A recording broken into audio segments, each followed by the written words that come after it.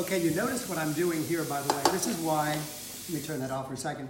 This is why it's just so much easier if you have one of these, because you just take it out of the water. Now, here's one thing that I just have to tell you, though. I put it in here, and I put cold water over it. Now, I know that that might scandalize people, but here's the deal. The lasagna is going to go directly from here into this pot. It is unbelievably hot, which means you can't touch it with your hands. And on top of that, it's so hot that it actually sticks to each other, which means you try to rip it apart and it rips apart. So I just simply cool it. I make it nice and cold, which means I can actually touch it and lay it on. And then at that point, I just simply lay it straight across. So you're going to see that in just a second, but I wanted to make sure that you understood what I'm doing at that point. And I always know when Isabella is laughing at me that I've gone over the edge there, over the top. So, okay, so here we go. So notice that we've got ricotta, we have the Milanese sauce, not meat sauce, and we have the meatballs, right? So what you're going to do is you just simply put just a gentle layer of the Milanese on the bottom so that the pasta doesn't stick to the bottom here. And you're not going to use, I'm going to put this a little lower, Isabella says, okay. And you're not going to put any type of, Pam or olive oil or nonstick. Just give it just a little bit of tomato sauce, Milanese right here, and that's going to take care of that. Next, we're going to start putting on, and even by the way, as cold as it is, they still tend to stick to each other, but here we go. So then what you do is you're now going to layer, and I think at this point I can turn the water off. All right, you're then going to begin to layer the lasagna, right? And I'll only do one or two, and then I'll show you the final version of this thing at the end. Ouch, see how hot that can be?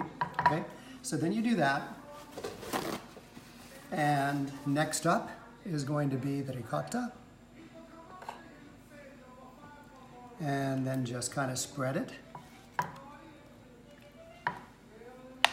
All right, just like that. Spread it around. And you don't have to worry, by the way, about making it totally perfect, because remember, this is multi-layered. So you can have plenty of opportunities to get it over the period of the 4 or 5 layers that you get. Then you do this. And then do the same thing here, right? And next up, just take a handful of these meatballs, these polpette, and then just spread it around. I mean, there's no science to it. Just put a few on each layer, and you got it made. I'm going to do one more, and then we'll go off camera so I can finish this one off, okay? So do another layer, like that.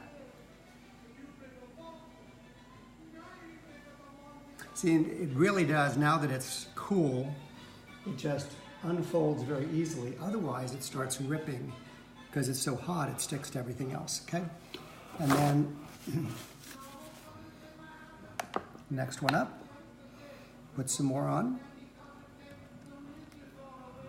just like that, and then spread. And I know it kind of like moves around in the dish, but no big deal. Yeah, I'll put a little bit more on there.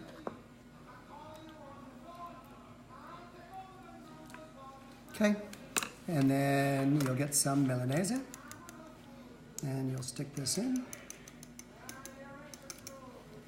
And let me just do that. Let me just spread it just a bit. Okay, I'm just rushing for you guys. And put some more meatballs. Spread that out.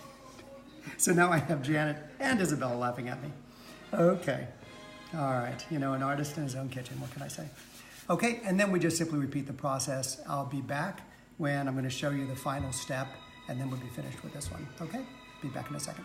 So what I'm doing right now is I'm doing the final layer of this. So on the final layer, let me pull this up. See, on the final layer, the only thing you're going to do, you're not going to do any ricotta on the top.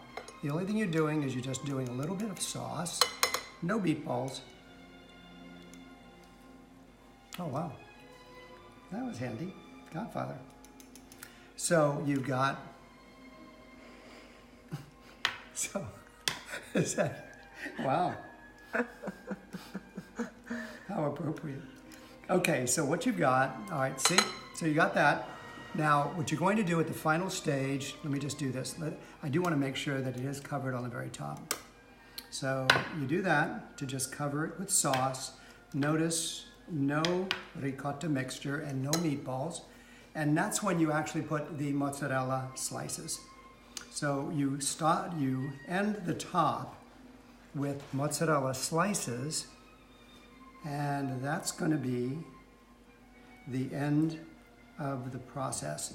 This was either, by the way, depending upon the depth that you have, you can either make 3 layers, 4 layers, 5 layers. It doesn't really matter. Depends on the size of the pot that you've got. And no matter what, it's sensational, and it's always a really popular dish. Okay, so you see that, and it's going to melt on top. I'm going to put this in the oven. It's going to be 450, probably going to be 10 to 15 minutes depending upon your oven. And what you're really looking for the mozzarella on top to be golden brown. Okay, we're going to put it in the oven, and then we'll take a look at it when it's done, and then we're going to be done. Talk to you in a bit. So, kitchen timer off.